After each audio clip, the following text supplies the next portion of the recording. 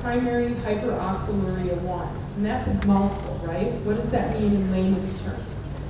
In this disease, what happens is that the patients get kidney stones, and they get kidney stones on a yearly basis, and they get them to such an extent that the only cure for them right now is dialysis and then liver and kidney transplant. Okay, so it's a rare disease. There are about 3,500 patients worldwide, but if you need dialysis 4 to 5 times a week for 3 to 4 hours, it's not a very good way to live. And the molecular basis of this disease is really interesting from a metabolism point of view. And so if we look at this, there's an aminotransferase called alanine glyoxylate aminotransferase. I'm sure if you remember your biochemistry, I know you have an exam coming, from Professor Usman teaching you these different metabolism pathways.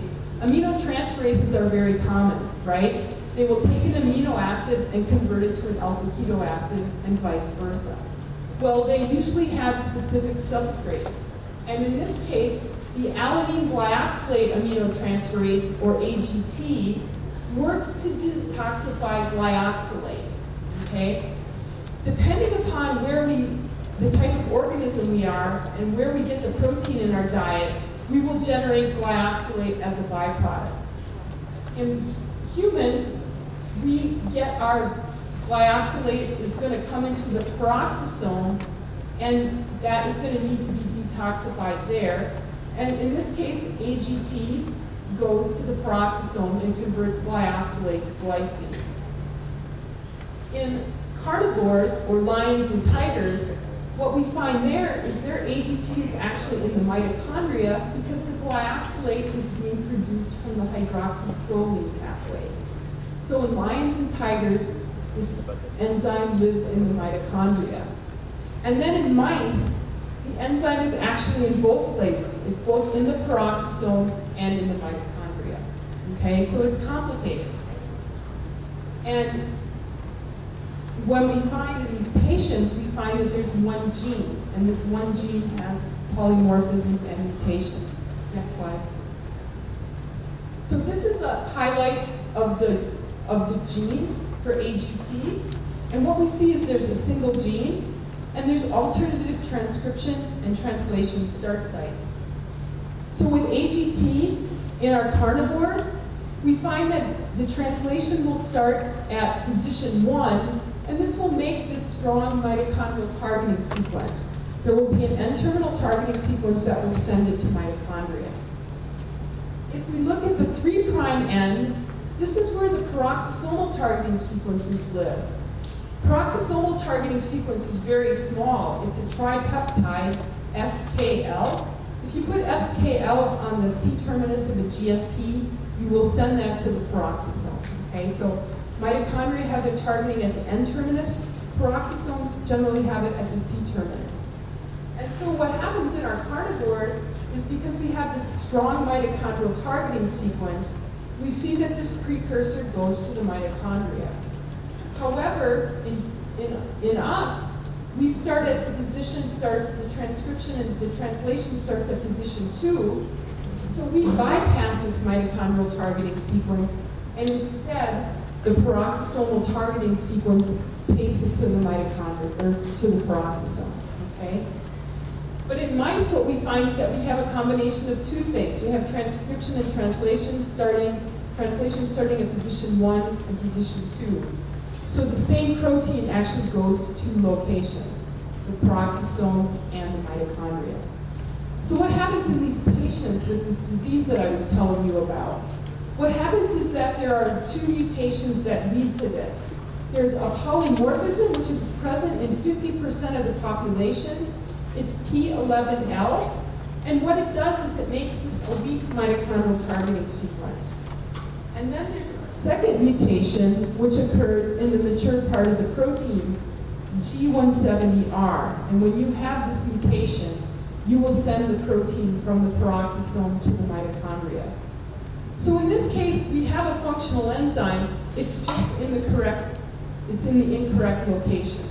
So we asked the question with these small molecules, maybe we can block protein import into mitochondria and send this precursor back to the peroxisome where we could, in theory, rescue the metabolic defect and potentially treat this disease. And at this point, too, it would be great to use mouse as a model, right? Everybody wants to use mouse as a model for human diseases, but we have a problem with mice. Mice have 2 different start sites at 1 and 2. So we're not going to be able to use mice in this story to explain this pathway. So trying to develop models for this is difficult. Okay. Next slide, please. So in our screen, we became excited because one of the small molecules we found was called dequalinium chloride, and it had been approved by the FDA to treat bacterial infections. And you can actually buy this over the counter in a cough drop, okay? And if we look at this molecule looks like it has all the things it needs to go to mitochondria. You can imagine that these NH3 groups are protonated when they're in the cell. And in the protonated form, we can imagine that the mitochondria will take them up with an electrophoretic effect. And then we have this hydrophobic saturated chain here, which is going to pass easily through membranes. And so we think that these are the important properties of DECA that send it to mitochondria. And so we had to come back and do some biochemistry on this. We took SU9-DHFR, which is going to be imported into the matrix.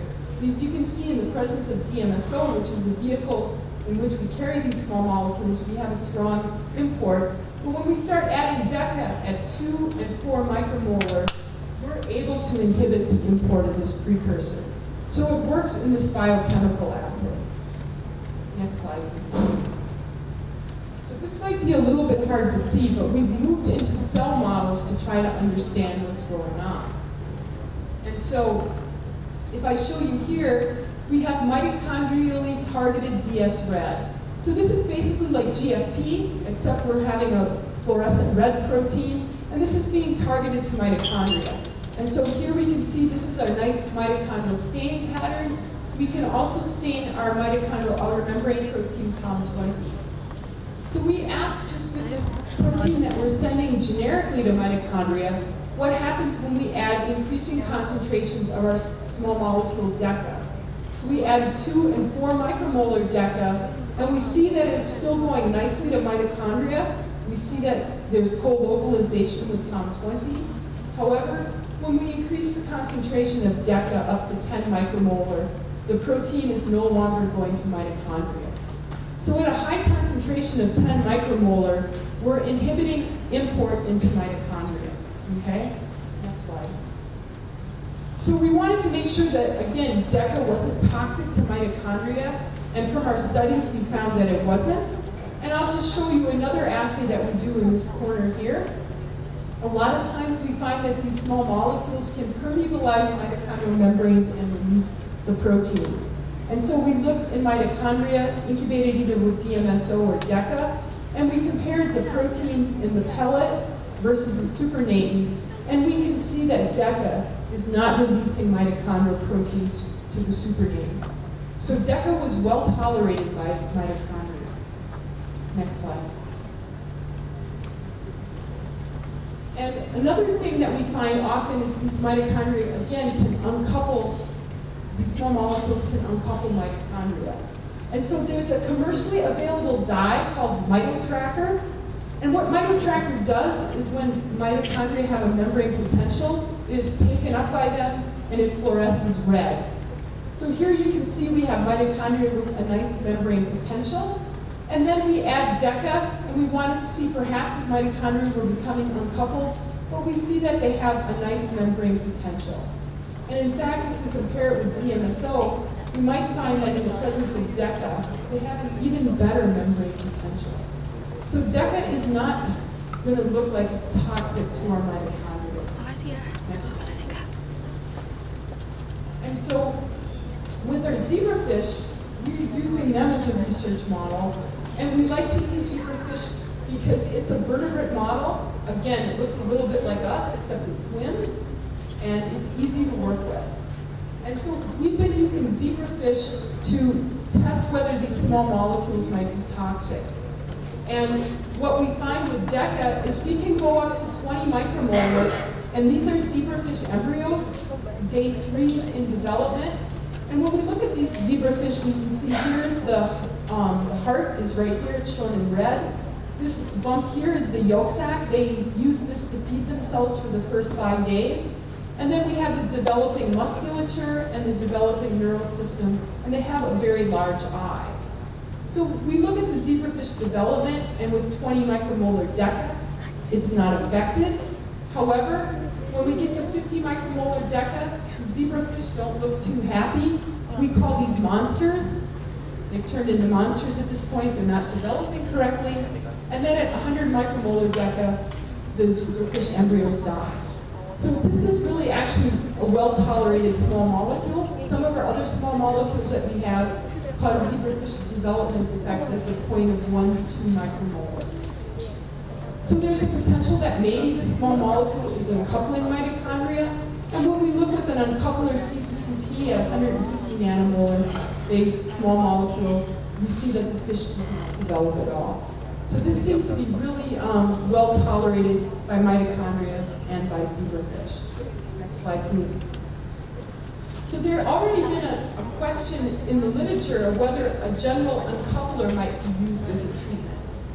So a little bit of a Hollywood story for you. In the 1940s and the 1950s, the Hollywood actresses wanted to be very skinny. They wanted to all be thin and beautiful. One thing they were taking for that were uncouplers. They were taking the uncoupler called dinitrophenol. Well, the uncoupler worked at making them really skinny, but it also worked at killing them because they took too much. So this idea that you would use an uncoupler as a therapeutic is not a good idea, right? We don't want to be so skinny that we don't survive anymore. But nevertheless, it had been suggested that in these patients with primary hyperoxaluria 1 or PH1, that maybe this would be a treatment. And so we tested it. And what we did is we took this uncoupler, and here we have this mutant form of AGT. It goes to mitochondria. And when we add 2, and then we add 4 micromolar of CCCP, we find that we inhibit import. But what we find happens is this precursor form just aggregates in the cytosol. It's not going back to peroxisomes. So if you're a patient with PH1, don't take an uncoupler, okay? And if you're trying to lose weight, don't take an uncoupler. And if you're trying to act in some Indonesian films, don't take an uncoupler, okay? So next slide, please. So we looked, though, with our small molecule DECA, whether we might be able to take this protein from mitochondria and send it back to peroxisomes. And so this is probably a little bit hard to see. I hope you can see, but I'll walk you through these panels on the left and then on the right. So on this panel on the left, this is the wild type form of AGT. This is what in healthy patients goes to peroxisomes. And if we look at this co-localization with mitochondria, we see that they don't co-localize.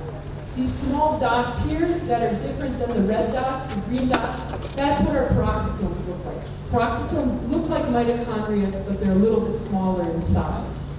And then when we take this mutant form of AGT, again we see it's going to mitochondria. We start to add 1 and 2 micromolar DECA, and we see that we have a mitochondrial staining pattern here. But when we hit 2 micromolar DECA, we see that the staining pattern looks different. We no longer have co-localization with mitochondria. Okay? So is it going to the peroxisome? Again, what we can do is we can take green fluorescent protein. We put this little tripeptide, SKL, on the C-terminus, and we send this to the peroxisome. And again, if we look with our wild-type AGT, we see that they co-localize nicely. I realize it's a little bit hard to see in the split auditorium. And then when we look at this mutant form of AGT, in the presence of DMSO with our GFP, they don't co-localize. But when we add 2 micromolar DECA, we see that we have nice co-localization. So treating these cells with a low amount of this DECA, 2 micromolar, is enough to impair import from mitochondria and re-traffic it back to the peroxisome.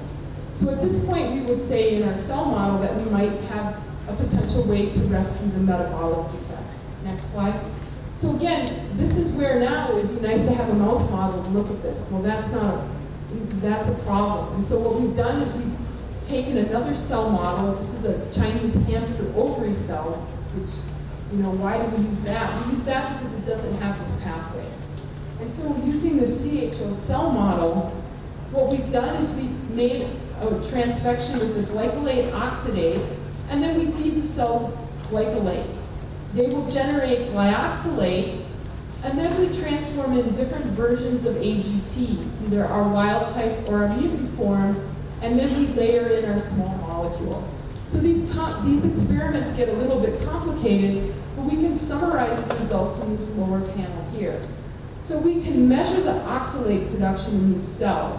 And in wild-type AGT, we find that there's very little oxalate produced, and this is because this AGT is going to the peroxisome, and the glyoxylate is being converted into glycine. As a control, we see that the addition of DECA does not affect this pathway. And then when we look with cells transformed with our mutant form of AGT, we see in the presence of DMSO that we have high amounts of oxalate being produced. And that's because we have a block in this pathway, right? But then when we bring in DECA, we find that we reduce the oxalate load and we get instead more production of glycine.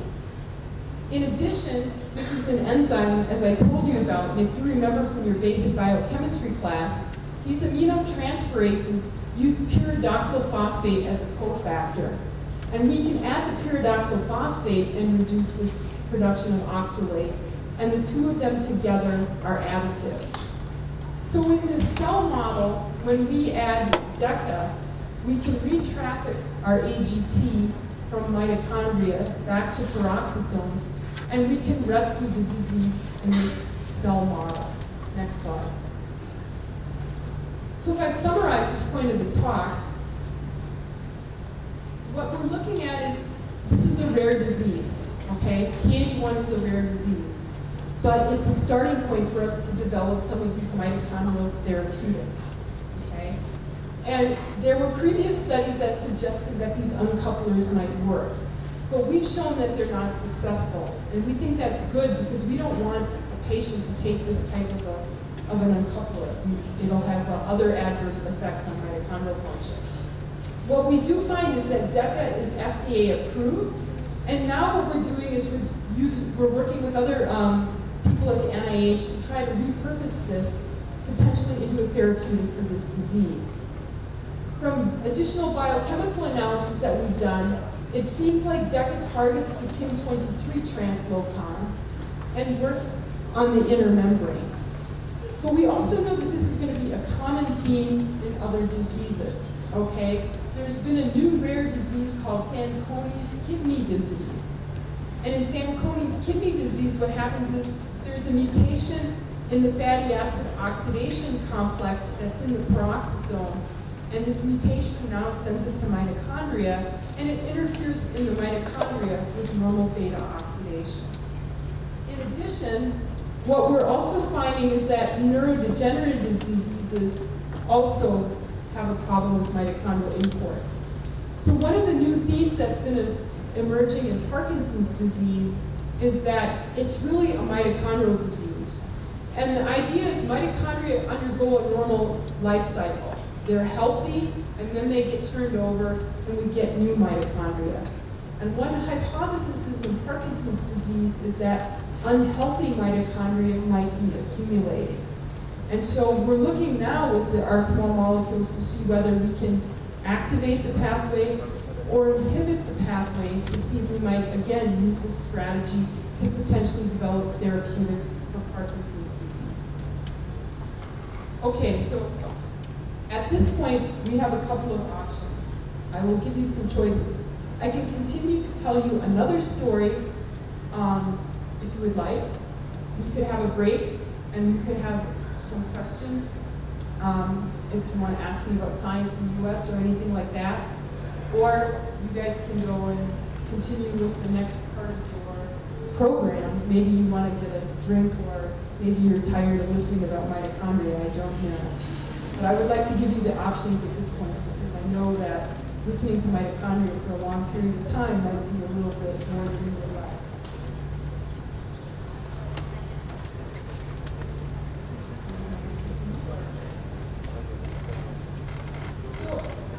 So is everybody okay with me continuing? So does somebody have a question? That would be great. Yes.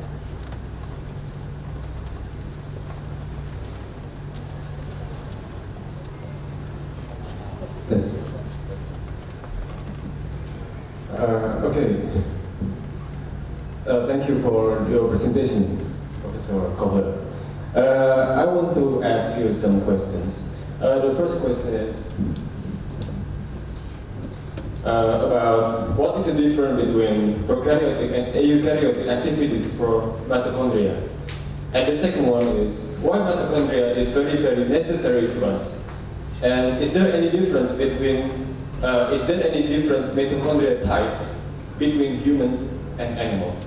Thank you, Mr. Koehler. Okay, so if we have a little bit of a discussion about mitochondria, prokaryotic. So mitochondria started out as a free-living bacteria, and during this process called endocytosis, most of the proteins moved from the progenitor into the nuclear genome. And if we look at these 1,500 proteins that make up mitochondria, a lot of them are prokaryotic in nature, right? If we look at the respiratory complexes, cytochrome C, they're very highly conserved. So I would say on the order of about maybe 75% of the mitochondrial proteome is prokaryotic in nature, okay? But then as more elaborate systems developed and the mitochondria had become integrated into this host cell, we developed new proteins that are not prokaryotic in origin. So some good examples are the protein translocation systems. The protein translocation at the inner membrane, if we look, they have really low homology to some of the amino acid permeases of bacteria. So that's probably where our first translocation systems developed. How the mitochondrial targeting sequences developed is a little bit of a question. If we look in the prokaryotic genome, roughly 5% of all sequences could function as a mitochondrial targeting sequence. So it seems to be a rather degenerate sequence that developed, and once the system liked it, it just started putting it on all the mitochondrial proteins. We also see, though, that a lot of mitochondrial proteins don't have any type of targeting sequence. Probably on the order of 30% of these proteins don't. They actually have targeting information within the mature part of the protein. And so a lot of these are the membrane proteins. So the ADP, ATP carrier, for example, they have targeting information within the mature part. And so of these additional 25 to 30% that are not prokaryotic in origin, it looks like they developed a system that somehow worked for the cell, and then when it liked that, that became fixed. So example is the mitochondrial carrier family. They're not prokaryotic in origin. They just seem to arise during this endosymbiosis. And they liked that type of cassette, so the mitochondrial carrier family has been duplicated many times, and it's specialized then for different cargo. So if we use Saccharomyces as an example, we've got different, in this large family called the mitochondrial carrier family, we have an ADP-ATP translocator, a phosphate translocator, a carnitine transporter, a lot of different things. So it's a little bit of a mishmash in how this came together. And then if we look, what makes mitochondria different? In the first slide I showed you, mitochondria in all tissues to some extent are essentially the same. They produce energy, but depending upon the cell type, they become more specialized, okay? If we look at a cardiac cell, the mitochondria there are quite different metabolically than we see in a neuron. And metabolically, our cardiac mitochondria will use fatty acids for energy or ketone bodies. And about 50% of the metabolism will be used through the oxidation of fatty acids and ketone bodies. Whereas if we start looking in brain, our brain primarily wants to use glucose, okay? If we calculate how much glucose our brain uses a day, I think it's 250 grams, I'm blanking on that, but it uses a lot of glucose, okay?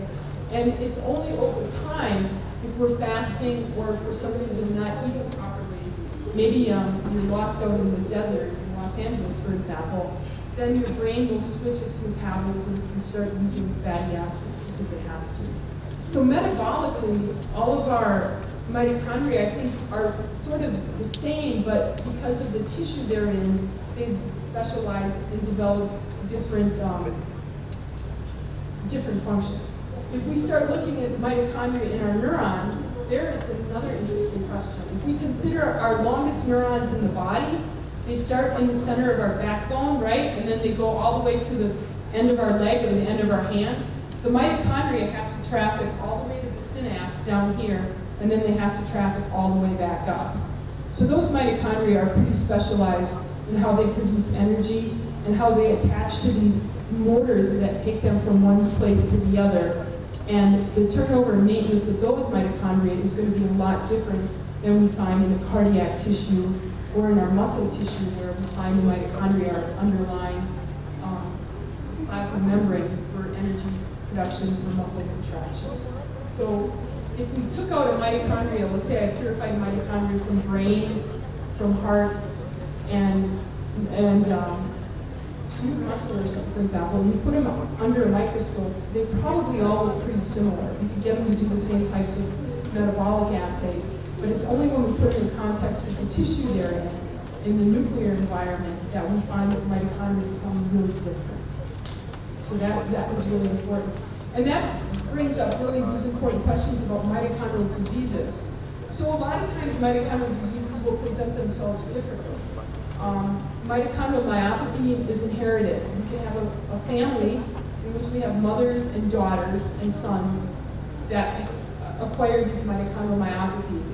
And if I just use deafness dystonia syndrome as an example, this is this mitochondrial disease caused by a defect in the TIM22 import pathway. Deafness usually shows up early in life, so deafness can show up anywhere from 3 to 5 years of age. And then blindness comes on in the teens. And then this dystonia, which is involuntary firing of the neurons. So it's like having writer's cramp all the time. That's what a dystonia is like. That'll show up in the 30s and the 40s. That's the general case. But in some cases, some of the children die very early age. And in some cases, they live till later in life. So the spectrum of mitochondrial diseases is very broad. And that's what makes diagnosis and treatment difficult. And so probably the underlying differences are probably, again, a combination of environment, and then what does the nuclear gene look like, right? So it's a combination of genes by environment that determine the severity of the disease and the onset. And that's what makes the diagnosis very difficult.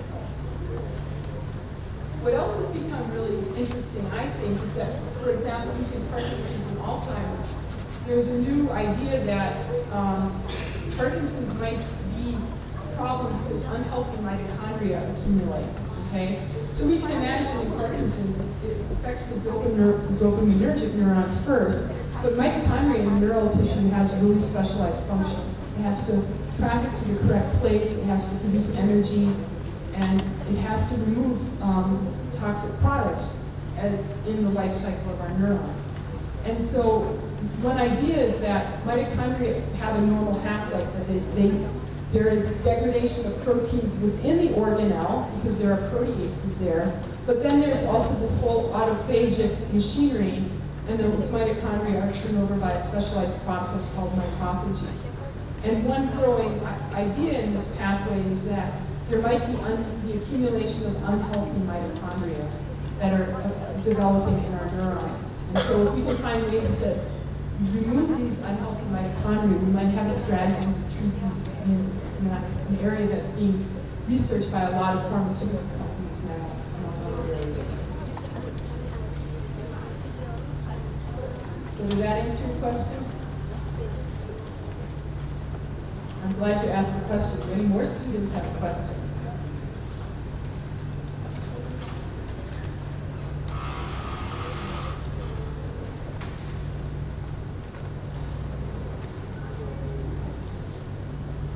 Yes.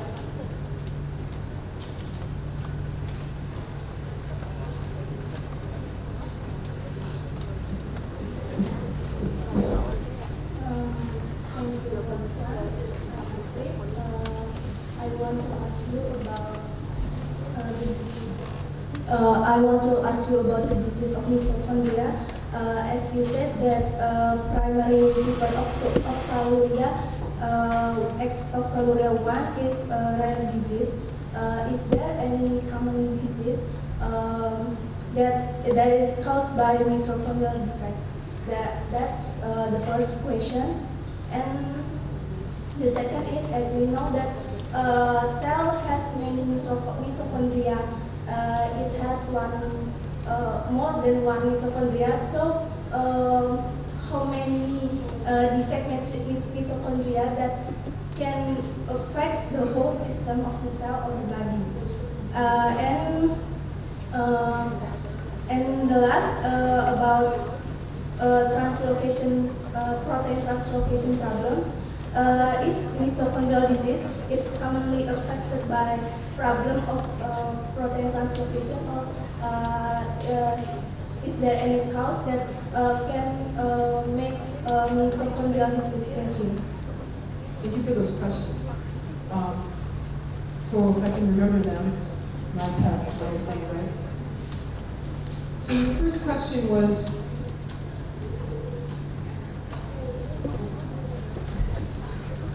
what's the first question? Common disease. Okay, common disease. My jet lag. Can I say that? I think it's midnight for me. I heard 2 in the morning. I think it's my jet lag. So common diseases. I talked a lot about these mitochondrial myopathies.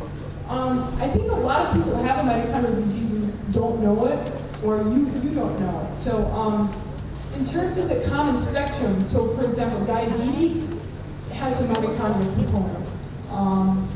Parkinson's, we learn about the role of mitochondria in some of these diseases because of inherited mutations. So in terms of Parkinson's and mitochondria, there's 2 proteins, PINK1. PINK1 is a serine threonine kinase that I can talk about actually if you want on these next couple slides. We could maybe go for another 15 or 20 minutes. I can tell you about that. So in terms of a lot of these diseases, there's other ones called Friedreich's ataxia. They're usually general diseases in which children or adults do not have enough energy, okay? So they're not going to be common like your everyday, types of diseases, but across the population, they are fairly common. And the question is when you said it's okay, you've got a population of good mitochondria, bad mitochondria, what's the threshold? The threshold varies from individual to individual, but from general studies, it looks like there's a threshold of about 30 to 40%. So when you reach 30 to 40% of your mitochondrial population that are mutated, whether it be a deletion or a point mutation, that becomes the tipping point, and that's when you start to see some of these mitochondrial myopathies. In some cases, though, a lot of these mitochondrial diseases also are homoplastic. You can be unlucky and have one type of genome, and it can have a single mutation in a tRNA or a coding region. So you have a spectrum of defects that lead to these mitochondrial diseases. And so this is what makes working on it so difficult. It's hard to say, oh yeah, that's a mitochondrial disease that'll cure all of them. It's going to be general strategies. There's some new therapeutics coming out. One of the therapeutic approaches has been antioxidants. We all know from biochemistry that mitochondria make reactive oxygen species, ROS. We have antioxidants. We have manganese superoxide dismutase, peroxisomal catalase. We have other ones in the mitochondrial matrix in the inner membrane space. And so there's an idea that there's a mitochondrially targeted coenzyme Q called MitoQ. There's a couple of companies coming out with other types of antioxidants, and they're using these as potential therapeutics in some of these diseases that might be useful. So that's one of the strategies that's being developed. And for some cases, they're coming out with new generations of antioxidants that actually might be successful. But in general, treating these diseases is not an easy thing, like most diseases.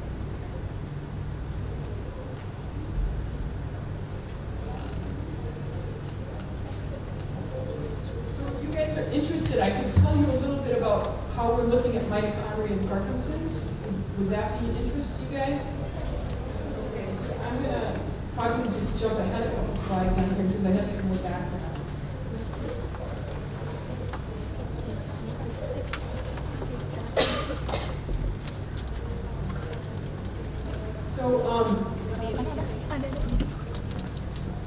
So we've got a couple more small molecules. We've worked through and figured out where they work. Okay, so I'm just going to kind of cut to the chase here. And we have 3 small molecules, MB10, DECA, and MB11. And so we've been asking, what can we use to treat these in Parkinson's disease? And so this is a schematic showing what Parkinson's disease looks like in a cell. Okay, so there's an idea that we accumulate bad mitochondria. So with some cells, like our skin cells, we turn their skin cells over, right? We get new skin cells. With our neurons, we can't get new neurons, right? Just like we can't get new muscle tissue. And so the mitochondria that become damaged have to be turned over within the neuron. We can't get a new neuron. And so the idea is that what happens is, and there's been mutations identified in some of these proteins. So there's a protein that is a kinase, and it's called PINK1, okay? And what happens normally is, as shown in green here, this is our happy mitochondria. What happens is that mitochondria can become damaged. Mitochondria can become damaged for a variety of reasons. We can maybe have mutations in the mitochondrial genome. We can have an increase in ROS production and decrease in membrane potential, okay? So when we have one of these unhealthy mitochondria, this is not good for our neuron. And so what happens is there's basically a pathway that's been developed in the neurons to remove these. And what happens is there's a protein called PINK1, which I'll show you about in the next slide, that will accumulate on the outside of the mitochondria. And it will basically say, this is an unhealthy mitochondria. And then it will recruit a ubiquitin ligase called parkin. Parkin will ubiquitinate proteins on the outside of the mitochondria. And then that's going to recruit the autophagosome. And those are going to be removed by a process called mitophagy, which is a specialized type of autophagy. Okay? So mitochondria have a system that says we're unhealthy, we're going to remove our mitochondria. Next slide. This pathway uses the protein import system. So this is an example where modulating protein import in the mitochondria might be a good solution for this pathway. So PINK1 has this N-terminal targeting sequence that I talked to you about before. It goes in through the TOM complex and then the TIM complex. And in healthy mitochondria, what happens is there's proteases that will degrade the protein. So if you're looking for this protein in healthy mitochondria, you won't find it, okay? And that's what made the initial studies in this pathway really difficult. You won't see it. But if the mitochondria become impaired, what happens now is PINK1 doesn't import into this inner membrane area. Instead, translocation stops. It stays on the outside of the mitochondria, on the outer membrane, and it acts there as a target. It recruits parkin, okay?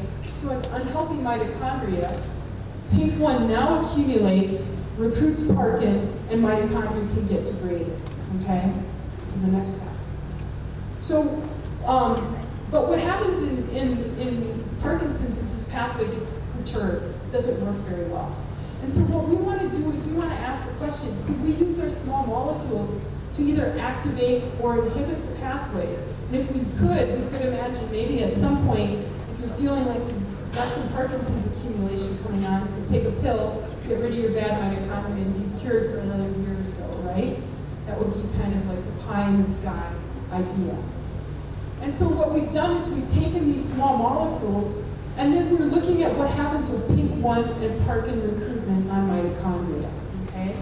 And so DECA, I told you about, works in pH1, where we know that it targets the TIM23 translocon. Another small molecule, MB10, we also know targets the TIM23 translocon. And then this other molecule, MB11, targets the outer membrane, targets the Tom complex. So we've been looking at these in selective studies with PINK1 and Parkin trafficking. Next slide.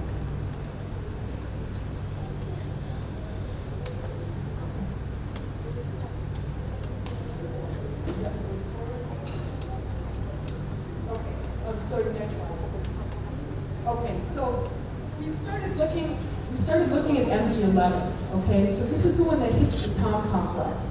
And what we're doing here is, these are a little bit complicated to see, but for PINK1, if we see in healthy mitochondria, we don't see the protein, okay? If we add uncoupler, we see that PINK1 starts to accumulate, okay? And what will happen is that these mitochondria will die when it accumulates. However, we've added our molecule MB10, and we've looked to see what happens with PINK1, and as we increase the amount of our MB11, we find that we reduce PINK1 recruitment to mitochondria. So we have a small molecule that will block the pathway. We can also look at Parkin recruitment, and so for what we do here is we have Parkin, which is marked with the fluorescent protein, and we can see that when we induce the pathway with the uncoupler CCCP, we see that Parkin is recruited to mitochondria. So under these conditions here, where PINK1 accumulates, we also find that Parkin accumulates on mitochondria. So if we let these cells go another 24 hours, there will be no more mitochondria and the cells will die.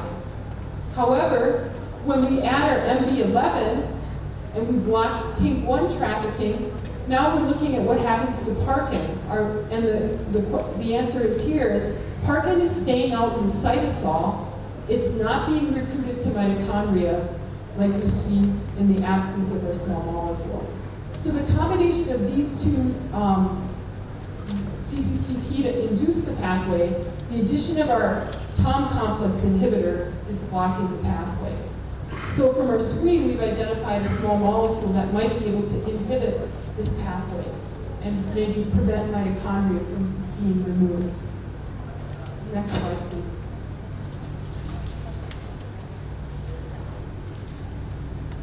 And so, again, we can look at this another way. Here we've got PINK1, again, marked with a fluorescent protein.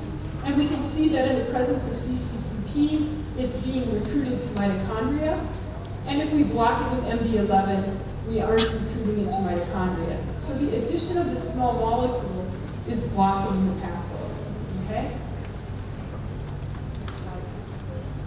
So MB10, this one works at the inner membrane. This hits the TIM23 translocon.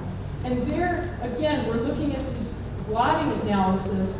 In the presence of DMSO, PINK1 does not accumulate, and that's because it's being degraded. And then if we add the uncoupler CCCP, we see that we activate PINK1 recruitment, but when we bring in our mitoblock compound, we're able to block it. So MB10 also blocks recruitment of PINK1 to mitochondria. What happens in our cell culture model? So again, here we're marking Parkin, and this is when PINK1 is being recruited, Parkin comes to mitochondria. When we add our MB10, nothing happens, Parkin stays in the cytosol. When we add MB10 with CCCP together, again, we block this pathway. So MB10 and MB11 are working to inhibit the pathway. So potentially, if we don't want to inhibit turnover of mitochondria, we might be able to use these small molecules to perturb the pathway. Next slide. And then we have DECA. We know at a low concentration, DECA is well tolerated by cells, okay? And we inhibit the import of AGT, but we don't inhibit the import of general proteins that are going to mitochondria. And so we started looking at this, And we can see that at low concentrations, we don't see much accumulation of PINK1, but we see at higher concentrations, 10 micromolar deca, we start to see a little bit of an accumulation of PINK1. However, the levels are not quite as high as we see when we really uncouple mitochondria and damage them completely. And then if we walk over to our cell models here, again, we have Parkin marked with GFP. In the presence of DMSO in healthy cells, it stays in the cytosol, it's not being recruited to mitochondria. If we just add 2 and 4 micromolar deca, we see that it stays in the cytosol, meaning that it's not harmful. And then if we add 10 micromolar deca, we see that we're starting to actually activate the pathway. Parkin is being recruited, which agrees with our accumulation of PINK1 on mitochondria.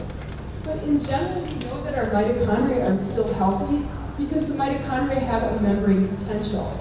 So unlike this uncoupler CCCP, where our mitochondria are no longer healthy, we have a small molecule here, this DECA, which will induce the pathway, we believe, at a low level, and our mitochondria are still generally healthy. So we think we might be able to use DECA to remove a population of unhealthy mitochondria within a cell.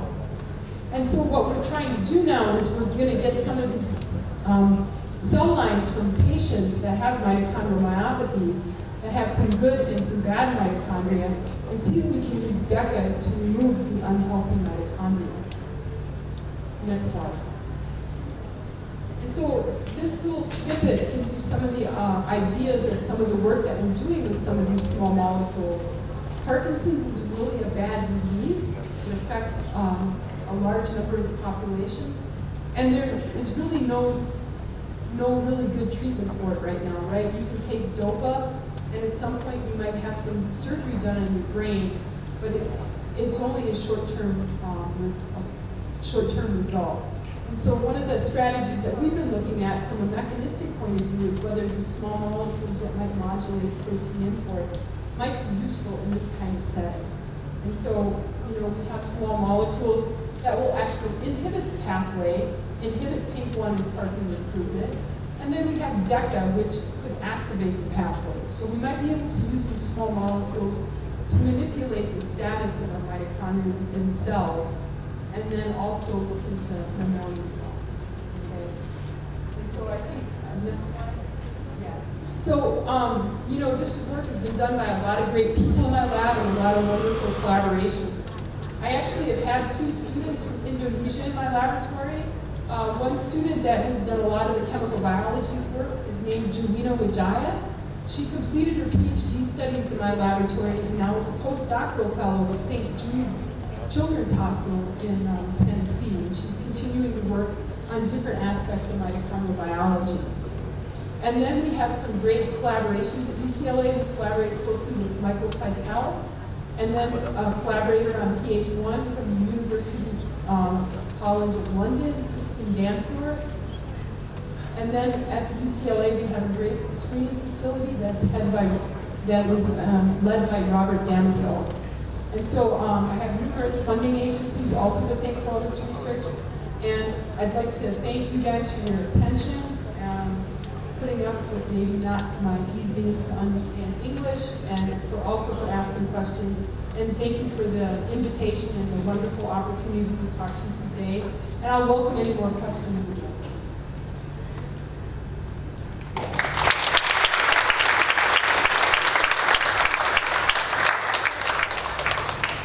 Thank you so much to Professor Carla for a very interesting presentation. And now I open again the discussion. I believe you still have some question for Prof Carla.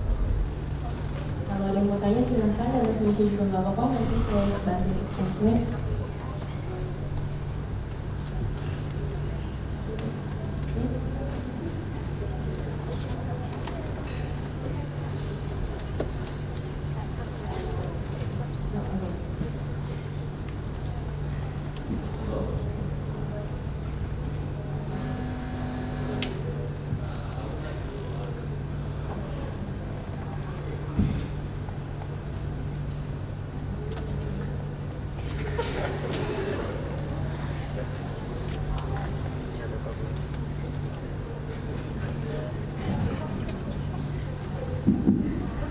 Good morning, Professor Albert. I would like to ask about how do you target